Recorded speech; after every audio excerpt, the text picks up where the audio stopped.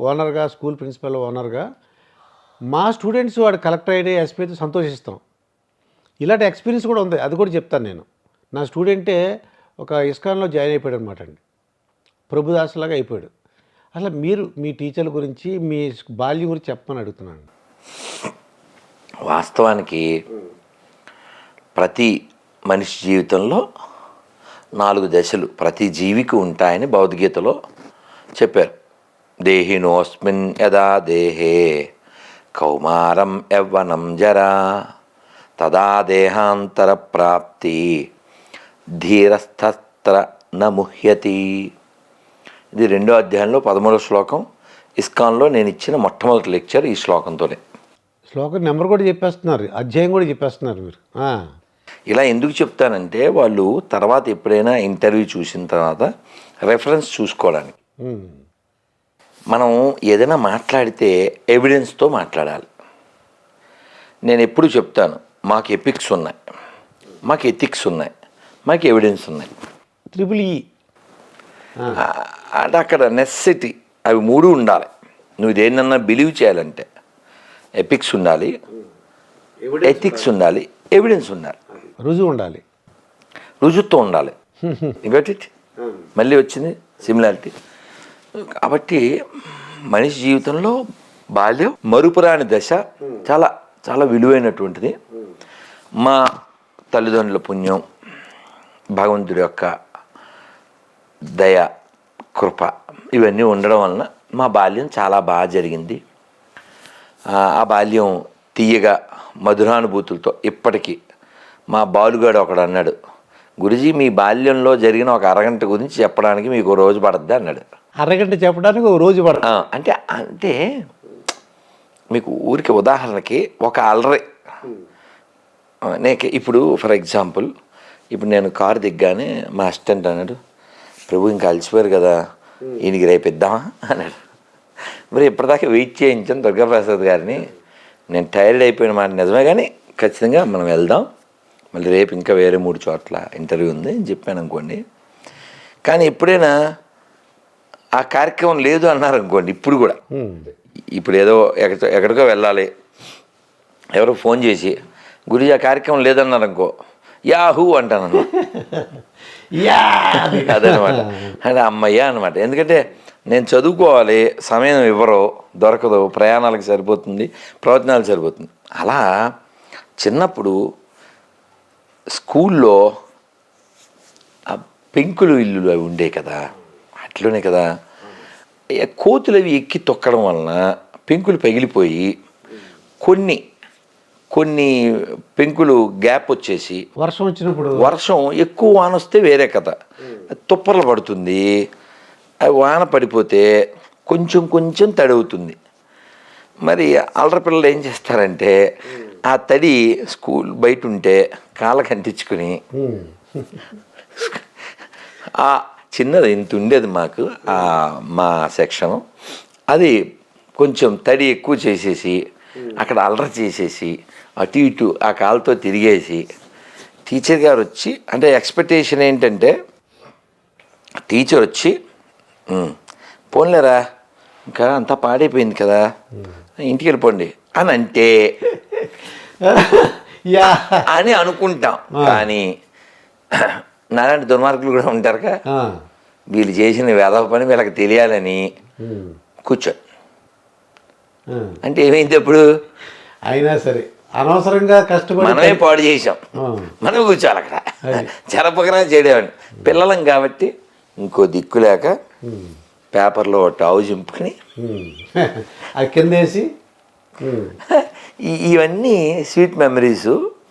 ఇలా ఇంకా school time చాలా, అంటే అమ్మమ్మ గారింటికి వెళ్ళడం కావచ్చు, చెరువుకు వెళ్ళడం కావచ్చు, కావిడి మోయడం, కావిడి నీలకావిడి మొయలేంగా. అవును, అసలు ఈ కాలంలో కావిడి తెలుసా? కామెడీగా ఉంటుంది వాళ్ళకి.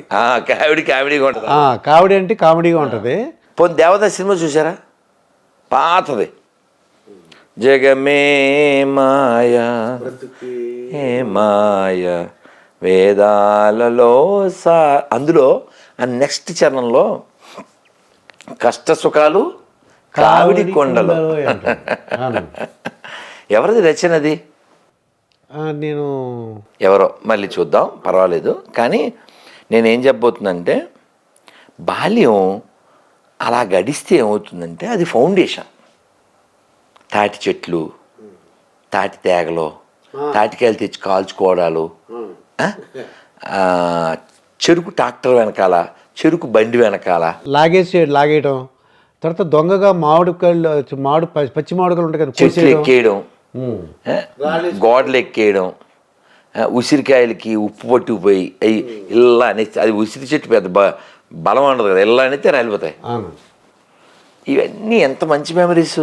అవును. ఇప్పుడు కాలం పిల్లలకి ఏమున్నాయి? లేవండి, బయటికి వెళ్ళినవారు. వాడు చాగంటి కోటేశ్వర గారి మాటల్లో మాట్లాడుకుంటే వాడు ఫారం కోడి, నా మాటలు కాదు. అది మీ కాకినాడ చాగంటి కోటేశ్వర గారే. అవునండి. మీరు కాకినాడ, ఆయన కాకినాడ. అవును. కానీ నా అదృష్టం ఏంటంటే కాశీలో మొన్న గట్టిగా 15 రోజుల క్రితం, 20 రోజుల క్రితం కాశీలో చాగంటి గారి ముందు చాగంటి గారితో ఆయన గురించి మాట్లాడాను. ఓ ఆ టైటిల్ ఏం పెట్టాను తెలుసా? చాగంటి గారి ముందు కుప్పిగంతుల రాధమోహనదాస్ అని పెట్టా. కుప్పిగంతుల అంతే. ఎందుకంటే ఆయన ఒక విజ్ఞాన కని, బోల్డ్ జ్ఞానం, తెలుగువారికి ఒక అమృత భాండం కదా. అవునండి. కాబట్టి ఆయన అలా చెబుతూ, చాలా చెబుతూ మేనమామల ముద్దు మేలైన ముద్దు అని చెప్తారు ఒక ఉపన్యాసంలో, ఓ ప్రవచనంలో. నాకప్పుడు మా మావయ్యలు గుర్తొస్తారు. మేను అంటే సంస్కృతంలో ఏంటి? శరీరం.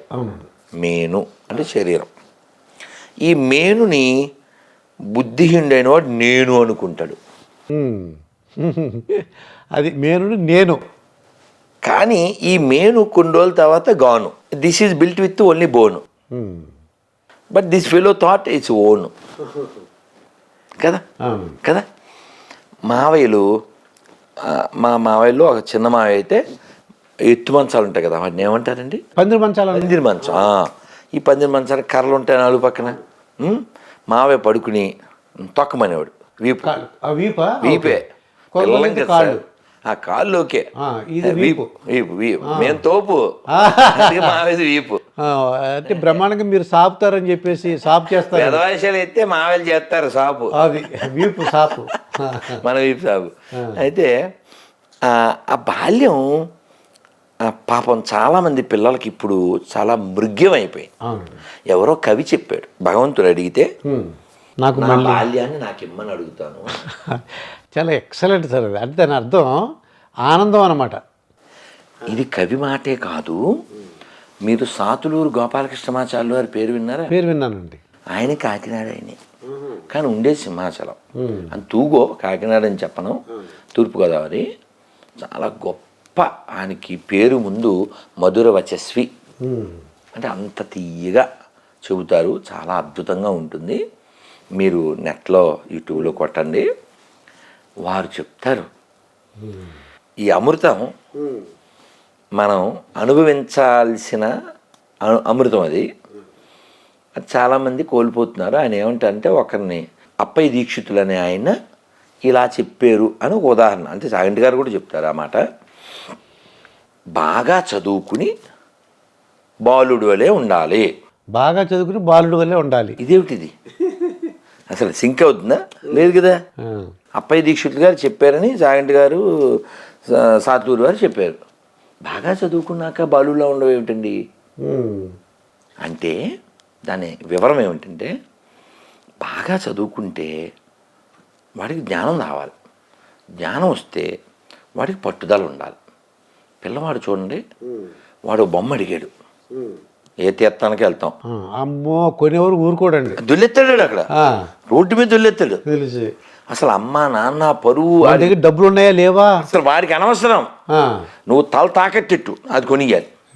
అలా భగవంతుడి కోసం దొల్లాలి. అందుకని బాల్యవు తిష్టతి అన్నది. అది దాని అర్థం. అది బాలుడిలా ఉండడం అంటే అది. వాడు బొమ్మ కోసం ఎలా అయితే దొల్లాడో అలా భగవంతుడి కోసం దొల్లేయాలి. అది బాలుడిలా ఉండడం, అది పట్టుదల. అంటే ఇంకా చాలా వివరం ఉంది. కాబట్టి మనం జీవితం, మన జేసుదాస్ గారు చెప్తారు, ఎంత బాగుంటుందో కదా. జీవితం చిన్నది ఏమి కానున్నదో, జీవితం చిన్నది ఏమి కానున్నదో. అంటే ఏంటి, జేసుదాస్ గారికి ఆ పాట ఎవరు రాశారో వాళ్ళకి కొంతైనా మన సంస్కృత సాహిత్యాల పరిచయం ఉంటేనే వాళ్ళు చెప్పగలుగుతారు. ఇది సాధ్యం అవుతుంది. ఇది సంస్కృతంలో చెప్తాను నేను. ఆయన జీవితం చిన్నదన్న దాని మాటకి భాగవతంలో చెప్పారు. పదం పదం యత్ విపదాం అని చెప్పారు. అంటే ఏమిటండి, every step is a danger, we don't know what happen next moment. ప్రతి అడుగు కూడా ప్రమాదమే. మీకు మంచి ఉదాహరణ ఇస్తాను, పట్టుకుంటారని. మొన్న గరికపాటి వారు ఏదో ప్రవచనంలో చెప్తున్నారు, వాడికి 37 అంతస్తులు ఉన్నాయంట, 17 సెకండ్లో బెగరైపోయి రోడ్డు మీద రొట్టె కోసం అడుక్కుంటున్నాడు. ఆఫ్ఘనిస్తాన్లో. ఆఫ్ఘాన్ దాకా వెళ్ళొద్దు, కర్నూలుకు కూడా వెళ్ళొచ్చు మీరు. కర్నూలులో ఒక 7-8 ఏళ్ల క్రితం ఎప్పుడో వరదలు వచ్చినాయి. బ్రహ్మం గారు చెప్పారు కదా, కర్నూలు వరదలు వస్తాయి. ఆయన చెప్పినవి చాలా అయినాయి కదా. అలా కర్నూలు జిల్లాలో చాలా నష్టం జరిగి వరదలు వచ్చి 40 ఎకరాల ఆసామి. ఆ ఫోటో చూస్తే చాలా బాధగా ఉంటుంది, కానీ ప్రకృతిలో మనం ఉన్నాం. ఆయన పాపం మట్టి అంటుకున్న రొట్టె తింటున్నాడు. అంత ఆస్తిపరుడు. అంటే ప్రకృతి ముందు నువ్వెంత, జస్ట్ పిల్లబచ్చగాడిది. అందుకనే నేను పిల్లలతో చెప్తుంటాను, పాటలు పాడతారు పిల్లలు, రెచ్చిపోదాం బ్రదర్ అంటుంటారు. రెచ్చిపోదాం బ్రదర్. కానీ గుర్తుపెట్టుకోవాల్సింది ఏంటంటే, చచ్చిపోతావు బ్రదర్, వెయిట్ చేస్తుంది మీ మదర్, ఎముడు తీస్తారు నీ లెదర్. తోలు. అదే దట్స్ వాట్ మీరేమో రైమింగ్ కూడా చెప్పారు.